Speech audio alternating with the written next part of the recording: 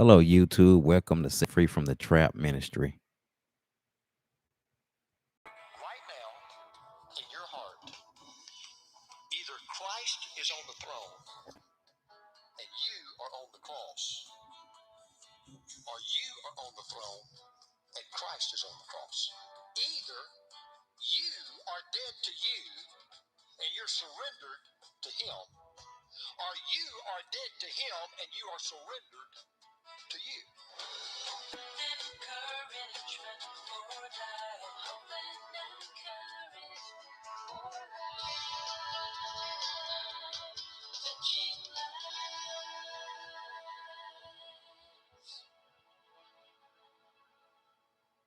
In one of the most transparent, candid passages in all the Bible, Paul said this about himself in Romans chapter 7. He said, I don't understand what I do. For what I want to do, I do not do, but what I hate, I do. If you're having trouble losing weight, that's your verse. That's really your verse. What I want to do, I do not do. That is, I want to lose weight. I don't want to eat the pies and the cakes and the sweets, but what I hate, I do. Paul said, I've got that problem. He openly admits there are times I lose self-control. We're living in a culture that, in my opinion, is increasingly out of control. You think about it. Road rage, frivolous lawsuits, teenage pregnancies, disintegrating families, increasingly out of control. And I want to be honest, you're not going to be motivated through this message to even try to get a hold of some problems you're having right now unless you really begin to understand the consequences of being out of control. Proverbs 25:28 says this, like a city whose walls are broken down is a man who lacks self-control. Back in Bible days, the only defense that any city had was the city walls. They would always build these giant walls around the city. And anytime the walls fell, the city would be absolutely defenseless. And what Solomon was saying was, if you don't have some walls of self-control built around your life, if you don't have some walls of self-control built around your emotions and built around your mind and built around your heart, an individual, a family, a city, a state, even a nation, it will be completely defenseless and easy prey for the enemy. Now, I'll tell you something else you know. Anything that you've ever accomplished in life that you're proud of, you had to exercise self-control to make it happen.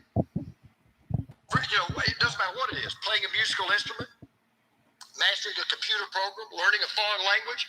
Any endeavor like that demands self-control. That's why maybe Aristotle said, self-control is the hardest victory you will ever win. It just is. As a matter of fact, it's just this simple. If you control self, you win. But if self controls you, you lose. Now, let me just kind of get all this in a package here, and then we're going to unravel it. The problem a lot of you have, and the reason why you're so frustrated with the fact that you're not really in control of your life, the reason why some of you do know there are parts of your life that are totally spun out of control, is because you've got this idea that self-control is something you do by yourself. And I just wanted you to hear this next statement. You cannot control yourself by yourself. You can't do it. If you try, self will win every single time. Self-control is something only God can do through you. So this is what I want you to take out the door this morning when we walk out of here. If God is in control of you, then you can control you. You got no shot without God. I'm telling you right now, you will lose to you every time. But if God is in control of you, then you can control you. So I want you to look yourself in the mirror right now. I want you to put an imaginary mirror in front of your face, and I want you to ask yourself an honest question. Who's in control? Because the truth of the matter is, there's only one of two answers to that question. You or God. Take any of your life. Let's take your finances. Who's in control of your finances? You or God? Let's take your attitudes. Who's in control of your attitudes? You or God? Let's take your emotions. Who's in control of your emotions? You or God? Let's take your calendar. Who's in control of your calendar? You or God? Now, so that raises the big question. Well, how do you get you under control? And since we're talking about self-control, we're going to use the word self to refer to you. How do you get you under control? How do you use self to get how do you get self under control? Well, we're going to stay right here in Galatians 5 because Paul does something that's really kind of cool. He takes the very last fruit, which is self-control, and he tells us on the front end of the passage and the back end of the passage exactly how to get self under control. We're going to see that this morning. You may want to turn over your order of service to the back and write down these 3 things. He said, here's the first thing you got to do. If you're here this morning, you'd be honest and you'd say, there is some part of my life out of control. Let me give you an example. If you have credit card debt that you're not paying off at the end of every month, your finances are out of control. If you're always worried that your month is going to last longer than your money, you're out of control. If you are living in sin right now, you know that you're living and you're doing things in your life that you know God would disapprove of, but you do them anyway, you are out of control. So the question is, how do I get self under control? All right, number one, and we already kind of started doing it already, you have to confront yourself. And that's the first thing you got to do.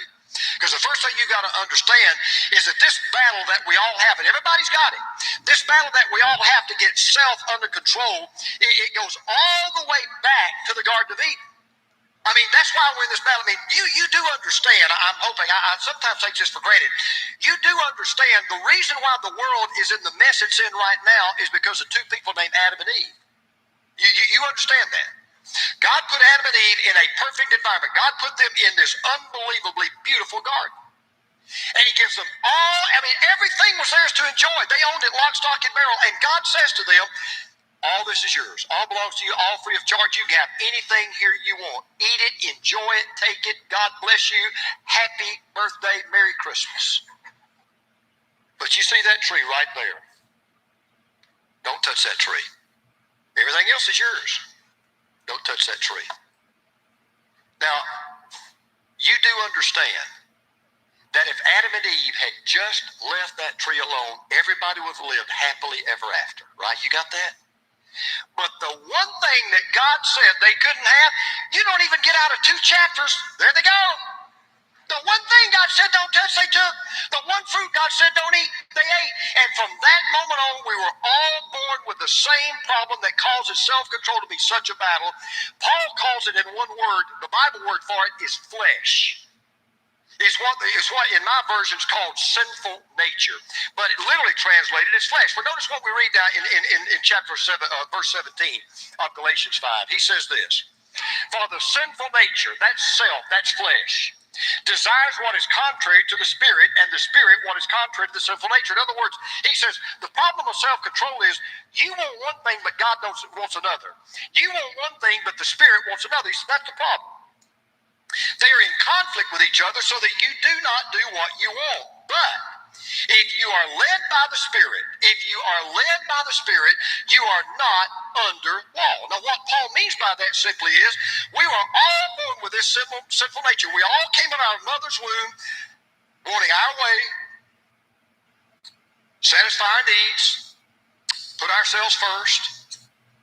I mean, even before we're even old enough to realize it. If you have a newborn, you know what I'm talking about. When your newborn wants to be fed, mama, that newborn doesn't give a rip how tired you are. That newborn doesn't care how little sleep you've gone on. And that newborn is not going to shut that newborn's mouth up until you give that newborn what they want. Because we were all born with that capacity. We want what we want when we want it. We want to have our way, get what we want, satisfy our needs, put ourselves first. It's what scientists and sociologists call the animal instinct. Call your own shots, do your own thing, look out for number one. And by the way, even after you become a follower of Jesus Christ, this nature is still in you. Even after you give your life to Jesus Christ, and this is the thing that's kind of frustrating, you find you still have that desire to do the one thing that God says don't do, to take the one thing that God says don't take, to go the one place that God says don't go. And if you want to see the results of a society out of control and the results of a culture where self is in control, just listen to what Paul talks about in verse 19. He says the acts of the sinful nature, remember sinful nature, that's the flesh, that's the self. He said this is what a society will look like when it's out of control. They're obvious.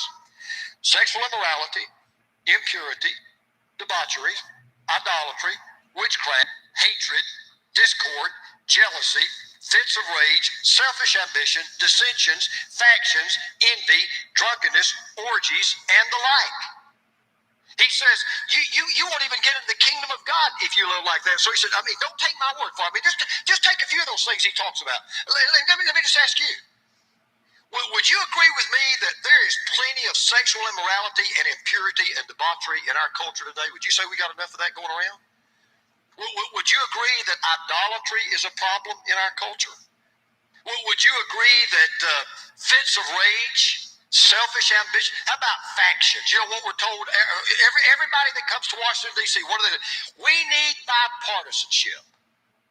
We just need, we don't need Democrats, we don't need Republicans, we don't need this faction, we just need, we got factions, drunkenness, orgies. And all I'm saying is what Paul is saying. You will never control yourself until you confront yourself as a problem. Until you get up every morning and say, I have met the enemy and the enemy is me. I am my biggest problem. Today, I've got to get myself under control. And until you get up every morning and realize that self is really something that must be brought under control on a daily basis, you will not control self. Self will control you. And so Paul is simply telling us every morning when you get up, the first thing you got to do is you got to say, okay, I know I've got a problem. It's called me. And so let's just get this straight right now. You are not going to control me. I'm going to control you. You're not going to call the shots. I'm going to call the shots. Now, once you're willing to recognize that self is a problem, and once you're willing to step up and stand up to self as a problem, then you take the second step. And this is why I love God's word, because you never get this from any other source. Second step you have to take is you have to crucify yourself. Now, that's not what a counselor would tell you. That is not what a psychologist would tell you. You know what a psychologist would tell you? Coddle yourself. Indulge yourself. You know, just go out and just any fantasy you want to have, just fulfill it. That's not what the Word of God says. Verse 24.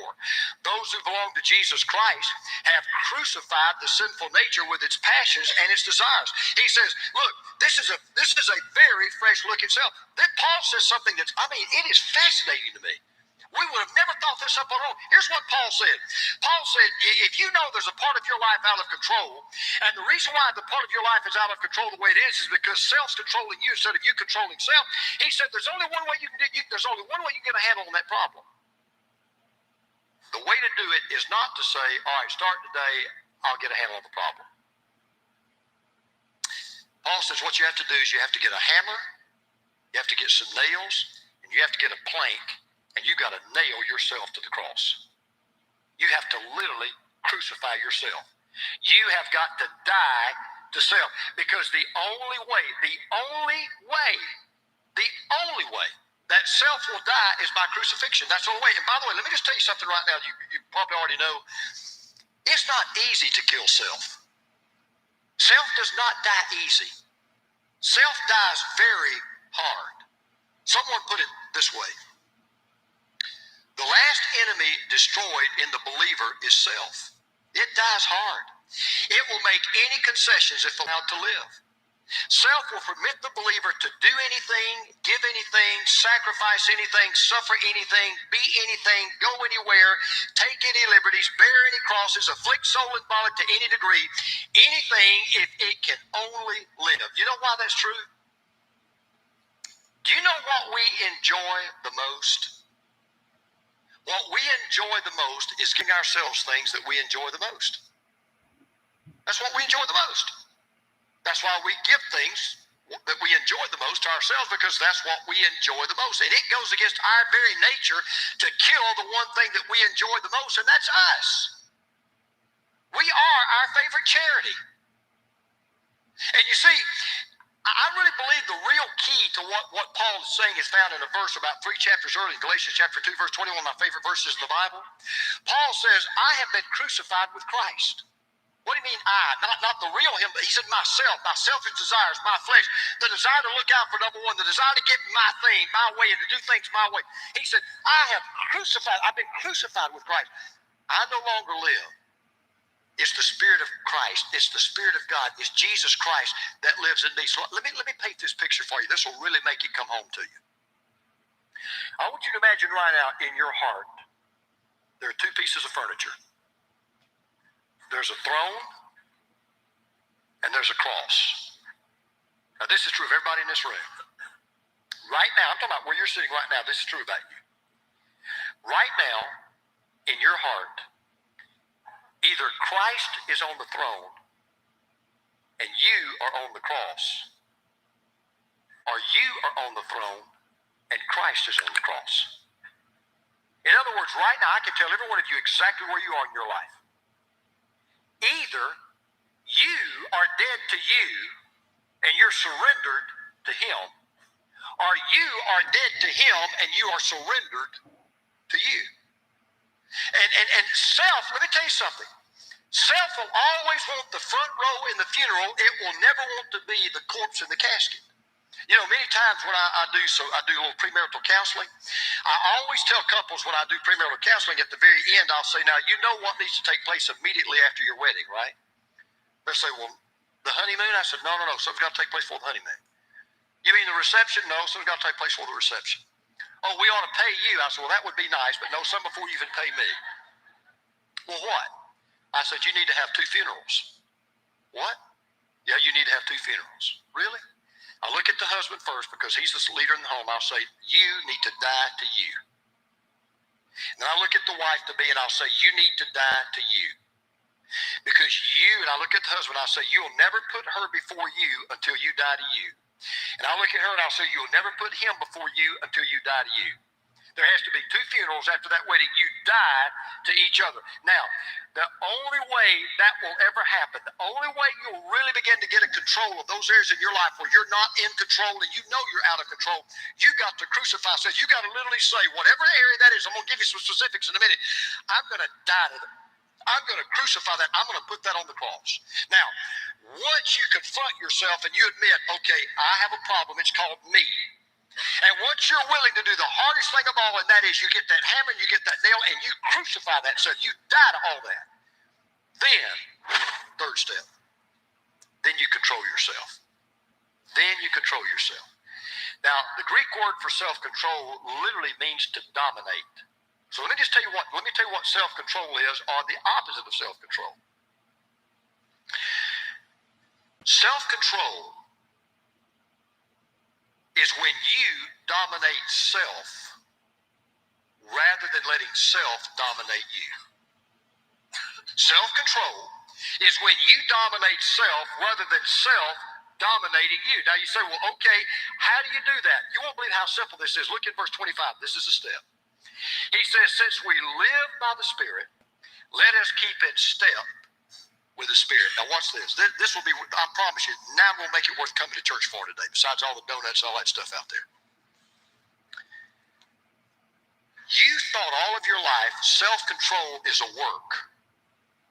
And there's some of you right now, you've already thought about, Pastor, I've heard it, I got it. You don't have to beat me over the head anymore. I'm telling you, I'm going to take this area of my life and I'm going to get this area under control. I'm going to force myself. I'm going to work harder.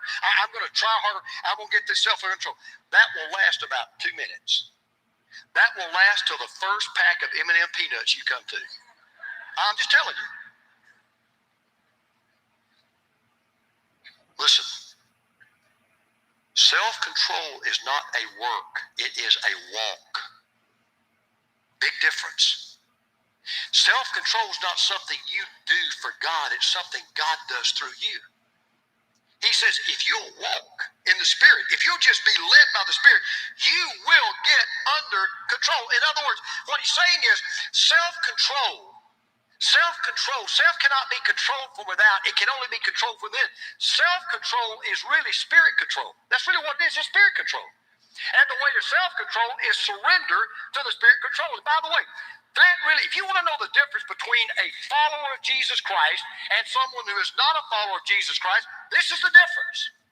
If you are a follower of Jesus, if you're not a follower of Jesus Christ, self calls the shots in your life. You want to sleep with your girlfriend, you sleep with your girlfriend. You want to get drunk, you get drunk. You want to smoke pot, you smoke pot. You want to look at pornography, you look at pornography. You want to go see a dirty movie, you go see a dirty movie. You want to do this thing, you call the shots. But if you're a follower of Jesus Christ, you say, no, the Spirit calls the shots. I want to do what the Spirit wants me to do. So, when it comes to the tongue, With the Spirit of God's help, we'll exercise verbal control. Will Rogers wisely said, never miss a good chance to shut up. When it comes to our taste, we'll exercise portion control. With God's help, we can quit overeating. We can.